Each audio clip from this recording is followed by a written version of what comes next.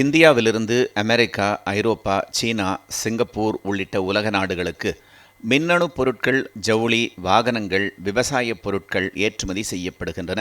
கடந்த 2024-25 நிதியாண்டில் இந்தியாவிலிருந்து 39,18,93 கோடி ரூபாய் மதிப்பிலான பொருட்கள் ஏற்றுமதி செய்யப்பட்டுள்ளன. இந்த ஏற்றுமதியில் குஜராத், மகாராஷ்டிரா முதல் 2 இடங்களில் உள்ளன. இந்த ஏற்றுமதியில் தமிழ்நாடு தொடர்ந்து முன்னணி மாநிலமாக உள்ளது.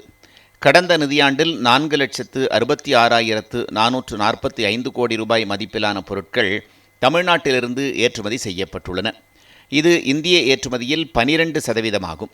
ஜவுளி மற்றும் ஆடைகள், மின்னணு பொருட்கள், வாகனங்கள் மற்றும் உதிரிப்பாகங்கள், கடல் உணவுப் பொருட்கள் தமிழ்நாட்டின் ஏற்றுமதியில் முக்கிய பங்கு வகிக்கின்றன.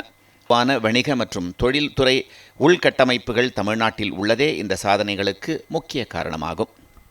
இந்தியாவிலிருந்து அமெரிக்கா, ஐரோப்பா, சீனா, சிங்கப்பூர் உள்ளிட்ட உலக நாடுகளுக்கு மின்னணு பொருட்கள், ஜவுளி, வாகனங்கள், விவசாயப் பொருட்கள் ஏற்றுமதி செய்யப்படுகின்றன.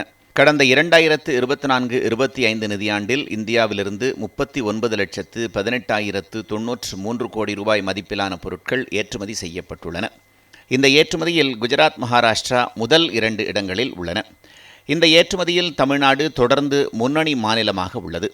கடந்த நிதியாண்டில் 4,66,445 கோடி ரூபாய் மதிப்பிலான பொருட்கள் தமிழ்நாட்டிலிருந்து ஏற்றுமதி செய்யப்பட்டுள்ளன.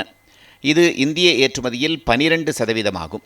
ஜவுளி மற்றும் ஆடைகள், மின்னணு பொருட்கள், வாகனங்கள் மற்றும் உதிரிப்பாகங்கள், கடல் உணவுப் பொருட்கள் தமிழ்நாட்டின் ஏற்றுமதியில் முக்கிய பங்கு வகிக்கின்றன. வணிக மற்றும் தொழில்துறை உள்கட்டமைப்புகள் தமிழ்நாட்டில் உள்ளதே இந்த சாதனைகளுக்கு முக்கிய காரணமாகும்.